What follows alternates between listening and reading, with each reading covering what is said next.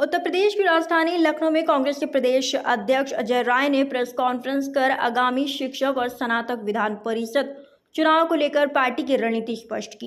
उन्होंने कहा कि उत्तर प्रदेश में कांग्रेस इन चुनावों में अकेले उतरेगी और कुल 11 सीटों पर अपने उम्मीदवार खड़े करेगी। अजय राय ने बताया कि चुनाव के लिए कनेक्ट सेंटर की स्थापना की गई है, जहां से चुनावी गतिविधियों की निगरानी और समन्वय किया जाएगा। पार्टी में अनामिका यादव, सिद्धश्री और जनेब हैदर सहित कई नेताओं को अलग अलग क्षेत्रों में जिम्मेदारी सौंपी है। वाराणसी में स्नातक और शिक्षक निर्वाचन क्षेत्रों के लिए भी खास तैयारी की जा रही है।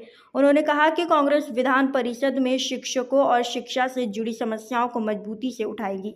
इस मौके पर अजय राय ने भारतीय जनता पार्टी पर निशाना साधते हुए कहा कि इन सीटों पर भाजपा का कब्जा है, लेकिन अब जनता बदलाव चाहती है।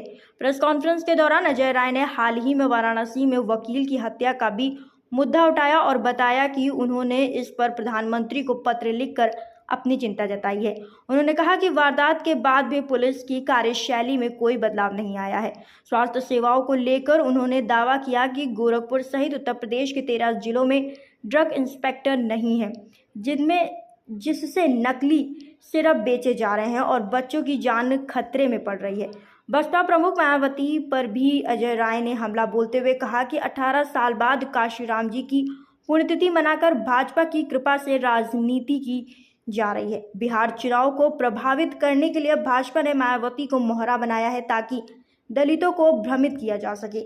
इसके अलावा रायबरेली में एक दलित परिवार को आर्थिक सहयोग देने जा रहे कांग्रेस प्रतिनिधिमंडल को पुलिस द्वारा रोके जाने पर भी उन्होंने विरोध जताया और इसे प्रशासन की दलित विरोधी मानसिकता बताया। अंत में उन्होंने कहा कि कांग्रेस संगठन पूरी तरह चुनावी मोड में है। सभी जिलों में कोऑर्डिनेटर्स नियुक्त किए गए हैं। उठाएंगे जो स्कूल की समस्या और टीचर की समस्या होगी, और जो पढ़े लिखे ग्रेजुएट समाज की जो समस्या होगी, जो बेरोजगारी की बात है, जो आज सबसे ज़्यादा शोषण कर रही है सरकार, कर्मचारियों की बात, वकील की बात, डॉक्टर की बात, वकीलों के ऊपर जो इनका जो भी कानून जो इनकी रक्षा करने के लिए जो एडवोकेट प्रोटेक्शन एक्ट उसको भी तक लागू नहीं किया सरकार ने। यह सारी बात को उठाने के लिए ग्रेजुएट जो कंस्टिट्यूएंसी से एमएलसी जीत कर जाएगा वो उनकी बात उठाएगा, और ये सब चीजों पर भारतीय जनता पार्टी ने अपनी रणनीति के तहत कब्जा कर लिया ताकि कोई भी व्यक्ति सरकार के खिलाफ बात न उठा सके। चाहे टीचर का शोषण करेंगे, अध्यापकों का शोषण करेंगे, स्कूल बंद करेंगे, स्कूल का मर्जर करेंगे, उस पर कोई नहीं बोलेगा। एक भी कोई बोला, कोई भी टीचर कंस्टिट्यूएंसी का जीता हुआ एमएलसी नहीं बोला। और वकीलों की बात, बनारस में वकीलों को पुलिस वालों ने उसकी पत्नी के सामने मारा, गाड़ी पर से खींचकर मारा।